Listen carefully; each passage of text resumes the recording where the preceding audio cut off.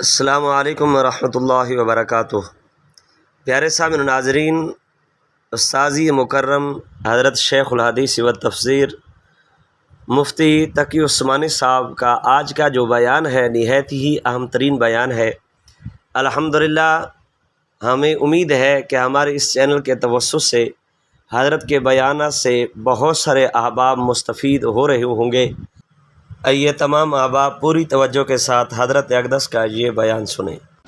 الحمدللہ نحمده ونستعینه ونستغفره ونؤمن به ونتوکل علیہ ونعوذ باللہ من شرور انفسنا ومن سیئات اعمالنا من يهده الله فلا مضل له ومن يضلله فلا هادي له وأشهد أن لا إله إلا الله وحده لا شريك له وأشهد أن سيدنا وسندنا ونبينا ومولانا محمدا عبده ورسوله صلى الله تعالى عليه وعلى آله وأصحابه وبارك وسلم تسليما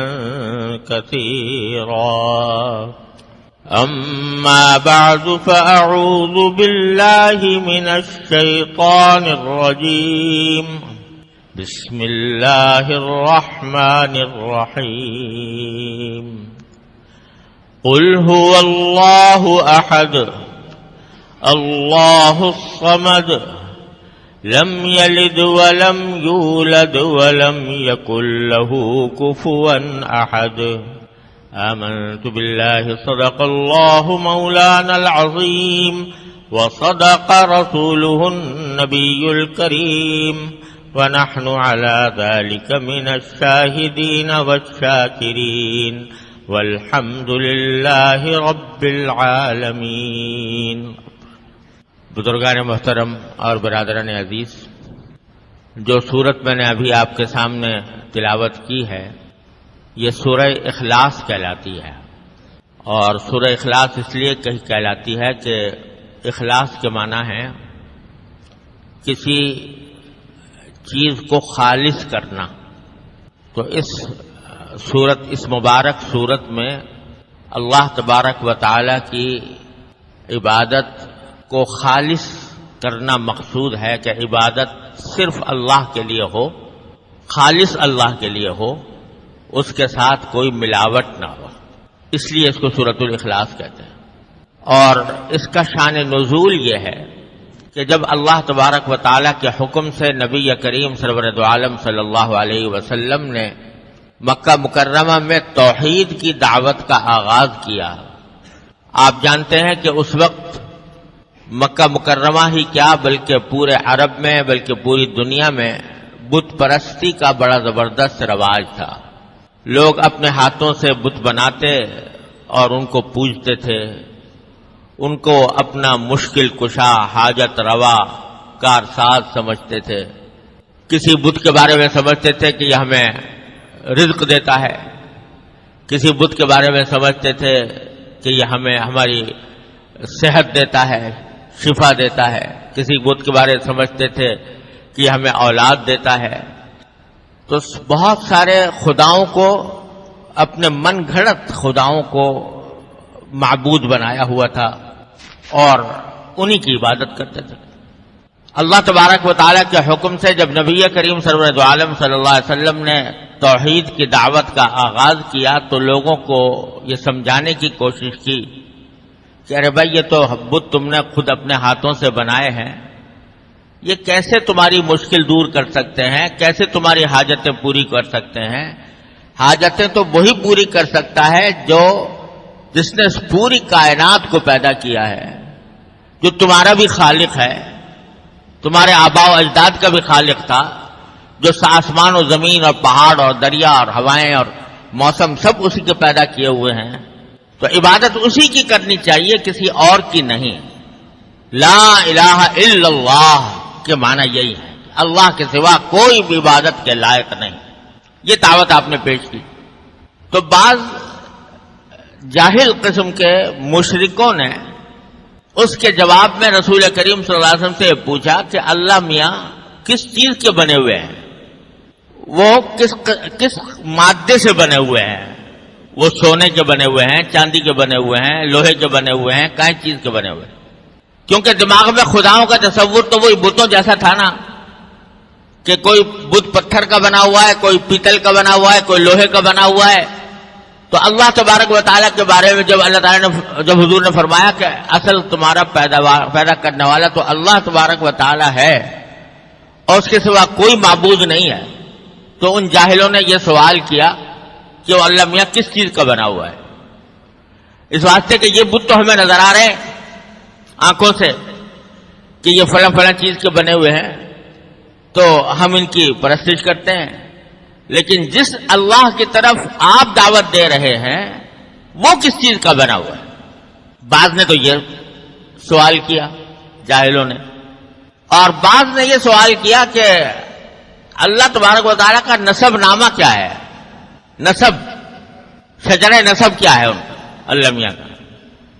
کیونکہ دنیا میں ہم جب کسی انسان کے بارے میں معلومات حاصل کرتے ہیں تو پوچھتے ہیں بھئی تم یہ کس کے بیٹے ہو، تمہارا باپ کون تھا، باپ کون تھا، دادا کون تھا، پردادا سگردادا، تو اس کا نسب ہمیں معلوم ہوتا ہے. تو اللہ میاں کا کیا نسب ہے، وہ کس کے بیٹے ہیں اور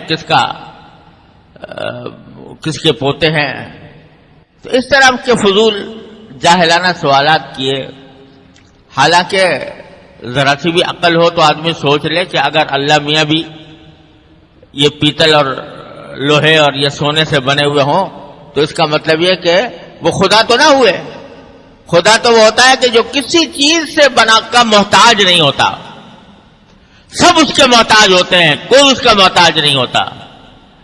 تو اگر سونے کے بنے ہوئے ہوتے تو اس کا مطلب ہے کہ سونا پہلے وجود میں آیا اور اللہ میاں بعد میں وجود میں آئے، اور سونے کو کسی نے ڈھال کے معاذ اللہ تعالیٰ کی شکل میں بنا دیا تو اللہ تعالیٰ وجود میں آ گئے. یہ معمولی سی سمجھ والا آدمی بھی سمجھ سکتا تھا، لیکن ایسے ہی فضول سوالات ان لوگوں نے کیے تو اس پر یہ سورہ اخلاص نازل ہوئی، جس میں بڑے ہی عجیب انداز میں اللہ تبارک و تعالیٰ کی صفات بیان فرمائی گئی. اور سورت ایسی ہے نازل ہوئی کہ ایک حدیث میں آتا ہے کہ نبی کریم سرور عالم صلی اللہ علیہ وسلم نے ایک مرتبہ صحابہ کرام سے فرمایا کہ تم لوگ ذرا سب جمع ہو جاؤ تو میں تمہارے سامنے 1/3 قرآن کی تلاوت کروں گا، 1/3 قرآن کی. تو سارے حضرات جمع ہو گئے تو اس پر نبی کریم صلی اللہ علیہ وسلم نے اس سورہ اخلاص کی تلاوت فرمائی اور فرمایا کہ یہ سورت جو ہے یہ 1/3 قرآن کے برابر ہے. اس لیے اس سے فقہاء کرام نے یہ مستنبط کیا کہ اگر کوئی شخص سورہ اخلاص کی تلاوت کر لے تو اتنا ثواب ہے جتنا 1/3 قرآن کی تلاوت کرنے کا ثواب ہوتا ہے. اور اس کا مطلب یہ ہوا کہ 3 مرتبہ اگر سورہ اخلاص کی تلاوت کر لے تو گویا پورے قرآن کی تلاوت کر لی. اس لیے آپ نے دیکھا ہوگا کہ جب ایصال ثواب کسی کو کیا جاتا ہے، جب آپ نے بھی سنا ہوگا کہ کسی کی قبر پر جا کر اس کو سلام عرض کیا جاتا ہے اور سلام کرنے کے بعد پھر عام طور سے یہ مشورہ دیا جاتا ہے کہ بھئی 3 مرتبہ قل هو اللہ احد پڑھ کے اس کو ثواب پہنچا دو. تو ویسے تو کوئی بھی سورت پڑھ کے ثواب پہنچا دے، سورت بھی نہ پڑھے، ذکر کر لے، کوئی سبحان اللہ کہہ دے اس کا ثواب پہنچا دے، ویسے ہی دعائے مغفرت کر دے، سب کچھ جائز ہے. کوئی خاص طریقہ متعین نہیں ہے شریعت کے اعتبار سے. کسی کی قبر پر جا کر کچھ پڑھنے کا کوئی خاص طریقہ شریعت نے متعین نہیں کیا. یہ ضرور کہا ہے بھائی جب جاؤ تو قبر والے کو سلام کر لو، السلام علیکم ورحمۃ اللہ، لیکن کوئی خاص ذکر پڑھنے کے لیے شریعت نے متعین نہیں کیا. لیکن بزرگوں نے یہ فرمایا کہ بھئی جب کچھ پڑھنا ہو تو بہتر یہ ہے کہ 3 مرتبہ قل هو اللہ احد پڑھ کر اس کا ثواب پہنچا دو، کیونکہ یہ تقریباً ایسا ہو جائے گا جیسے کہ پورا قرآن پڑھ کر ایک قرآن کا ثواب پہنچا دیا. تو اس لیے اس کی یہ فضیلت بھی بیان ہوئی ہے حدیث میں. اور ایک حدیث میں آتا ہے کہ ایک صحابی تھے، وہ بکثرت نماز میں قل هو اللہ احد بہت کثرت سے پڑھا کرتے تھے. تو حضور اقدس صلی اللہ علیہ وسلم سے نے پوچھا کہ بھئی تم بہت کثرت سے قل هو اللہ پڑھتے ہو، تو اس کی وجہ کیا ہے؟ تو انہوں نے کہا کہ یا رسول اللہ مجھے اس سورت سے محبت بہت ہے، میں اس سورت سے بہت محبت کرتا ہوں، تو اس واسطے پڑھتا ہوں. تو رسول کریم صلی اللہ علیہ وسلم فرمایا کہ حبک ایہا ادخلک الجنہ، جو تم اس سورت سے محبت کرتے ہو تو اس محبت کی وجہ سے اللہ نے تمہیں جنت میں داخل کر دیا. تو اس واسطے اس سورت کی اس لحاظ سے بڑی عظیم فضیلت ہے. اور ایک حدیث میں آتا ہے کہ اگر کوئی شخص یہ سورت قل هو اللہ احد صبح شام پڑھا کرے تو اللہ تعالیٰ اس کے حاجتوں کے لیے کافی ہو جاتا ہے. یہ الفاظ بھی آئے ہیں. اور فرمایا کہ کسی بھی شخص کو رات کو سونے سے پہلے اس وقت تک نہیں سونا چاہیے جب تک کہ قل هو اللہ احد اور قل اعوذ برب الفلق قل اعوذ برب الناس نہ پڑھ لے. 3 صورتیں پڑھ کر سوئے. تو یہ ساری فضیلتیں بھی قرآن اس سورت کی وارد ہوئی ہیں احادیث کے اندر. تو بڑی عظیم سورت ہے مختصر لیکن نہایت جامع ہے. اب ترجمہ اور مطلب سمجھیے. سورت کی پہلی آیت ہے قل هو اللہ احد. قل یہ خطاب ہے نبی کریم سرور دو عالم صلی اللہ علیہ وسلم سے کہ اے نبی صلی اللہ علیہ وسلم آپ کہہ دیجئے. قل کے معنی کہہ دو، یعنی جو فضول باتیں کر رہے ہیں لوگ. کوئی پوچھتا ہے کہ اللہ میاں کس چیز کا بنا ہوا ہے، کوئی پوچھتا ہے کہ اللہ تعالیٰ کا نسب نامہ کیا ہے، تو ان سب سے کہہ دو کہ هو اللہ احد. بات یہ ہے کہ اللہ تو ایک ہے، اور لفظ استعمال کیا احد. عربی زبان میں واحد بھی کہا جاتا ہے، واحد کے معنی بھی ایک کے ہوتے ہیں اور احد کے معنی بھی ایک کے ہوتے ہیں. لیکن دونوں میں ایک فرق ہے. ہمارے پاس اردو میں ترجمہ کرنے کے لیے کوئی اور لفظ نہیں ہے، لہذا ہم واحد کا ترجمہ بھی ایک کرتے ہیں اور احد کا ترجمہ بھی ایک کرتے ہیں. لیکن عربی زبان بڑی وسیع زبان ہے، اس میں ہر لفظ کے کہا جاتا ہے کہ عربی زبان میں کوئی لفظ مرادف نہیں ہے، یعنی ایک ہم معنی لفظ کوئی نہیں. ہر لفظ میں کوئی نہ کوئی ایسی بات ہوتی ہے جو دوسرے لفظ میں موجود نہیں. تو احد بھی ترجمہ اگرچہ اس کا بھی ایک کیا جاتا ہے، لیکن دونوں میں فرق یہ ہے کہ جب واحد کہتے ہیں تو واحد کے معنی تو یہ واحد مقابلے میں ہوتا ہے اثنین ثلاثہ کے، یعنی ایک جو مقابلے میں ہے 2 کے اور 3 کے.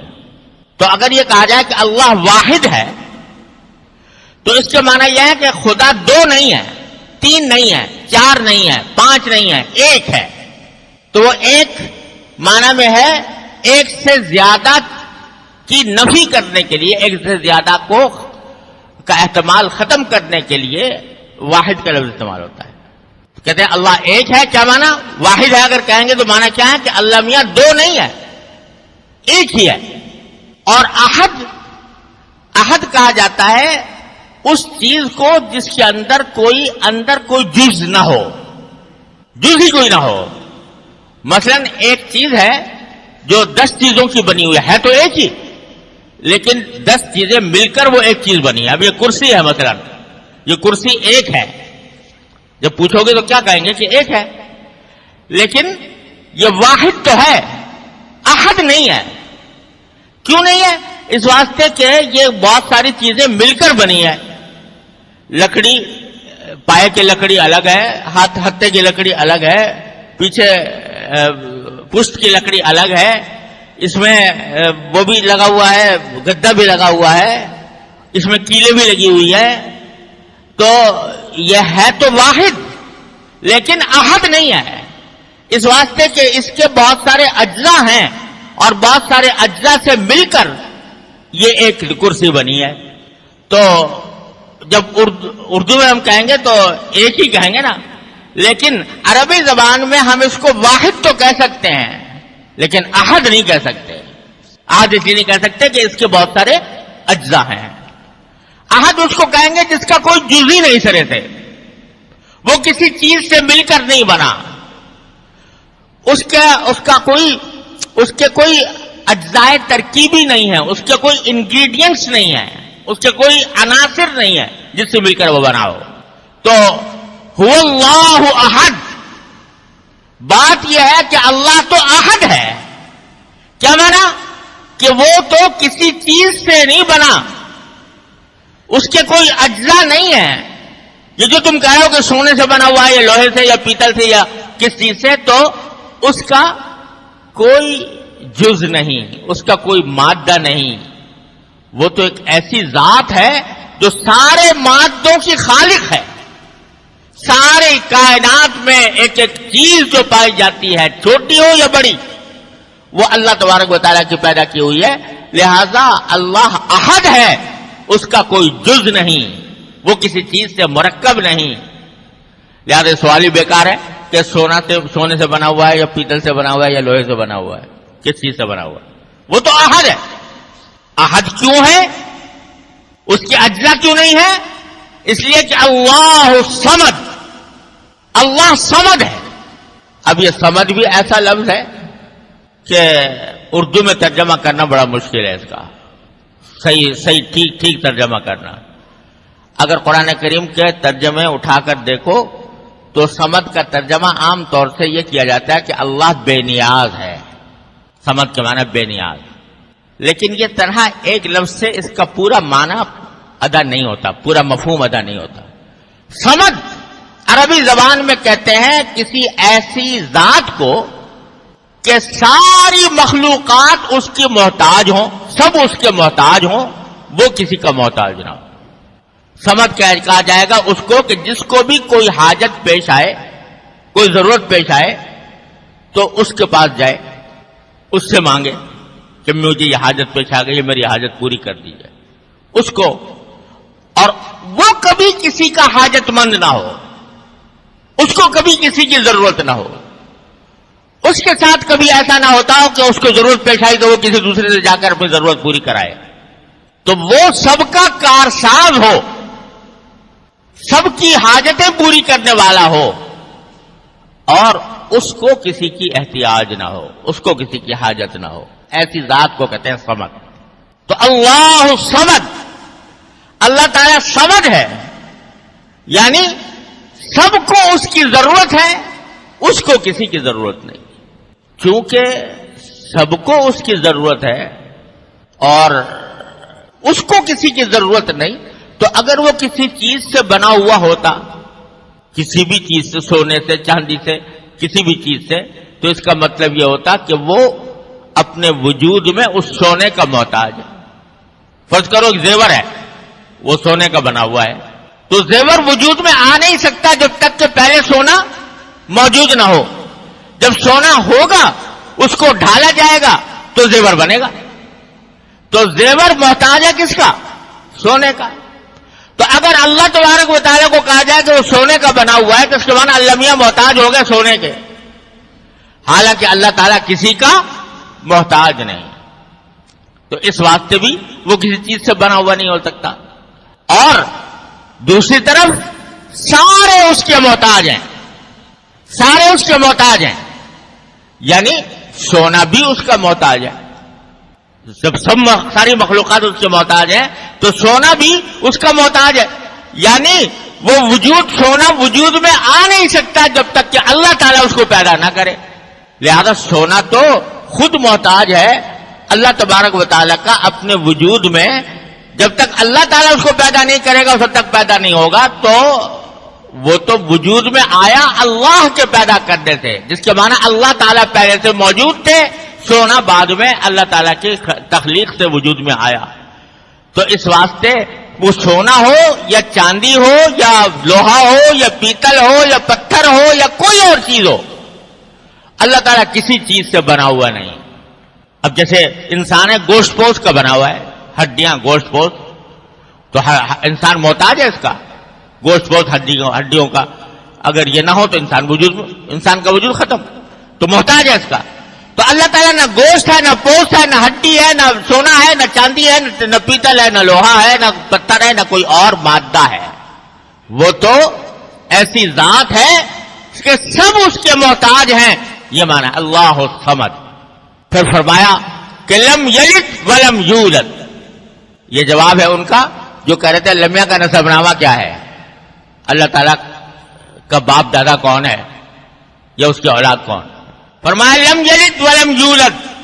نہ اس نے کسی کو جنا اور نہ وہ کسی سے جنا گیا. یعنی نہ اس کا کوئی باپ ہے نہ اس کا کوئی بیٹا ہے. کیوں نہیں ہے؟ اس واسطے کہ جب وہ محتاج نہیں کسی کا، سب اس کے محتاج ہیں. اگر کہو کہ وہ کسی باپ سے پیدا ہوا تو اس کے معنی تو یہ ہوئے کہ وہ محتاج ہو گیا باپ کا. بیٹا جو ہے اپنے وجود میں آنے میں محتاج ہوتا ہے باپ کا. تو اگر وہ یہ کہو کہ کوئی اس کا باپ ہے یا کسی باپ نے اس سے جنا گیا ہے تو اس کا مطلب یہ ہوا کہ محتاج ہو گیا باپ کا، حالانکہ وہ کسی کا محتاج نہیں، کسی کا اس سے جنا نہیں کیا، اس کا کوئی باپ نہیں. اور اسی طرح اس کا کوئی بیٹا نہیں، کوئی اولاد نہیں. لم یلد، یہ ان لوگوں کے اوپر تردید کر دی کہ جو خدا کے لیے بیٹا مانتے ہیں، جیسے عیسائی لوگ کہتے ہیں عیسیٰ علیہ السلام اللہ کے بیٹے ہیں. ارے بھائی بیٹا کیسے پیدا ہوتا ہے؟ بیٹا جو ہوتا ہے وہ باپ کا ایک جز ہوتا ہے، باپ ہی سے نکلتا ہے اور باپ ہی کا ایک جز سمجھا جاتا ہے. تو جب یہ کہہ دیا کہ اللہ تعالیٰ کا کوئی جز ہی نہیں، وہ تو بے نیاز ہے ہر جز سے، تو پھر بیٹا کیسے ہوگا؟ لہذا بیٹا ہو ہی نہیں سکتا باپ کا بیٹا، اللہ تعالیٰ کا کوئی بیٹا ہو ہی نہیں. لم یلد، اس کا کوئی بیٹا ہو نہیں سکتا کیونکہ بیٹا جو ہوتا ہے وہ جز ہوتا ہے باپ کا اور اللہ تعالیٰ کا کوئی جز نہیں. اور دوسری بات یہ ہے کہ اگر بیٹا ہوتا، فرض کرو الیاذ باللہ، تو بیٹا جو ہے سوال یہ ہے کہ وہ بھی خدا ہوتا یا نہ ہوتا. اگر وہ بھی خدا ہوتا تو خدا دو ہو گئے اور ایک سے زیادہ خدا کا تصور ممکن نہیں، اس واسطے بھی بیٹا نہیں ہو سکتا. تو لہذا جن لوگوں نے بیٹا کہا یا اولاد کہی ان کی نفی فرما دی. لم یلد ولم یولد، نہ اس کی کوئی اولاد ہے نہ وہ کسی کی اولاد. ولم یکن لہ کفوا احد، اور نہ اس کا کوئی بھی ساجی ہے، یعنی اس کا کوئی ہم پلہ نہیں، اس کا کوئی ساجی نہیں، شریک نہیں، اس جیسا کوئی اور نہیں. اور جتنی مخلوقات پائی جاتی ہیں ان کے مثل دوسرا بھی ہوتا ہے. ایک انسان ہے، دوسرا انسان اس کے ہم پلہ ہے، لیکن اللہ تعالیٰ کے ہم پلہ، اللہ تعالیٰ کا ساجی، اللہ تعالیٰ کا شریک کوئی نہیں. ولم یکن لہ کفوا احد. تو قل هو اللہ کہہ دو کہ بات یہ ہے کہ اللہ ایک ہی ہے، اللہ بے نیاز ہے، نہ وہ کسی کی اولاد ہے نہ اس کی کوئی اولاد ہے اور اس کا کوئی ساجی نہیں. یہ ہے اس سورۃ کریمہ کا ترجمہ. تو چونکہ اس میں در حقیقت اللہ تبارک و تعالی کی صفات بیان فرمائی گئی ہیں اور اس میں توحید کی حقیقت بیان فرمائی گئی ہے کہ اب بندے کا کام یہ ہے کہ عبادت کرے تو صرف اللہ کی کرے، اللہ کے علاوہ کسی کی بھی، چاہے وہ کوئی بت ہو، چاہے وہ کوئی فرشتہ ہو، چاہے کوئی وہ نبی ہو، ولی ہو، کسی کی بھی عبادت نہیں، عبادت صرف اللہ کی ہے. اس لیے اس کو سورۃ الاخلاص کہا جاتا ہے کہ یہ اخلاص کی صورت ہے کہ جس میں ملاوٹ کے بغیر اللہ تبارک و تعالیٰ کی عبادت کی نفی فرمائی گئی. اور چونکہ اس میں فرما دیا گیا کہ اللہ ہی صمد ہے، جس کا مطلب میں نے ابھی عرض کیا کہ سب اس کے محتاج ہیں، وہ کسی کا محتاج نہیں. تو جب سب اس کے محتاج ہیں تو حاجت روا، مشکل کشاں، کار ساز سوائے اللہ کے اور کوئی نہیں ہو سکتا. اگر حاجتیں پوری کرے گا تو وہی کرے گا، مشکلیں دور کرے گا تو وہی کرے گا، بگڑی بنائے گا تو وہی بنائے گا. لہذا اللہ تبارک و تعالیٰ کے سوا کسی اور کو حاجت روا، مشکل کشا، کار ساز، بگڑی بنانے والا نہیں کہا جا سکتا، کیونکہ یہ اللہ تعالیٰ کے ساتھ شرک ہو جائے گا۔ اللہ تعالیٰ کے ساتھ کسی اور کو آپ نے ایک وہ صفت دے دی جو اللہ کی صفت تھی۔ تو یہ جو ہمارے معاشرے میں بعض الفاظ اس طرح مشہور ہو گئے ہیں تو یہ صحیح نہیں ہے۔ کسی بڑے سے بڑے ولی اللہ کے بارے میں، بڑے سے بڑے بزرگ کے بارے میں یہ کہہ دینا وہ مشکل کشا، ہمارے یہاں بہت معاشرے میں مشہور ہے حضرت علی کے بارے میں، علی مشکل کشا، تو اللہ بچائے یہ الفاظ موہم ہیں شرک کے۔ مشکل کشا تو اللہ تعالیٰ ہے۔ ہاں اللہ تبارک و تعالیٰ نے سبب کے درجے میں بعض اوقات اسباب بھی اللہ تعالیٰ کے پیدا کیے ہوئے ہیں۔ کوئی شخص کسی پریشانی میں تھا، آپ نے اس کی کوئی مدد کر دی، تو وہ مدد بھی در حقیقت اللہ کی توفیق سے کی، اللہ تبارک و تعالیٰ ہی کی توفیق شامل حال تھی جس کی وجہ سے وہ مدد ہو گئی، ورنہ بندے کے بس میں نہیں تھا کہ وہ کسی کی بھی مدد کر سکے۔ تو اس واسطے اس کو یہ نہیں کہہ سکتے کہ آپ اس کے مشکل کشا بن گئے، آپ اس کے حاجت روا بن گئے۔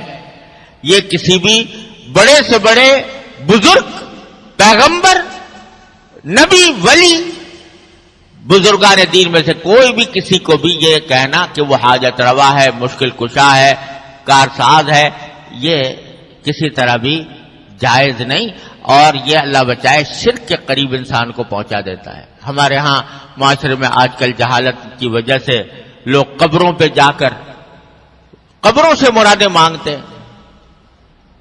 کسی بزرگ کی قبر پہ چلے گئے، داتا جی ہمیں اولاد دے دو، داتا جی ہمیں نوکری دلوا دو۔ یہ مانگنا کسی اللہ کے سوا کسی اور سے مانگنا اس طرح یہ بالکل حرام ہے، اور اللہ بچائے اس میں شرک کا اندیشہ ہے۔ ہاں کہ جیسے میں نے عرض کیا، دنیا میں آدمی کسی زندہ آدمی سے کوئی مدد طلب کر لیتا ہے، یہ سمجھ کر نہیں کہ یہ میرا مشکل کشا ہے، کارساز ہے، یہ میرا کام بنانے والا ہے، بلکہ اللہ تعالیٰ نے ایک سبب بنا دیا ہے، اس سبب کے طور پر اس کی طرف رجوع کیا جاتا ہے، لیکن اس کو اپنی ذات میں مشکل کشا حاجت روا نہیں سمجھا جاتا، اس میں کوئی حرج نہیں۔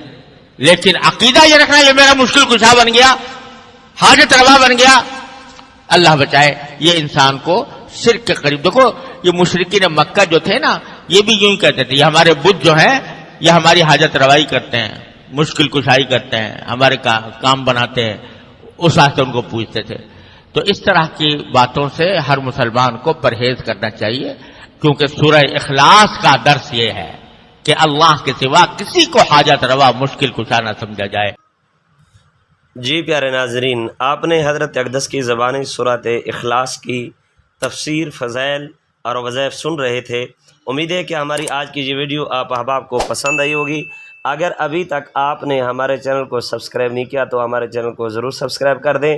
اگر ویڈیو اچھی لگی ہو تو ویڈیو کو ضرور لائک کر دیں، اور صدقہ جاریہ سمجھ کر جتنا ہو سکے اس ویڈیو کو آگے شیئر کر دیں۔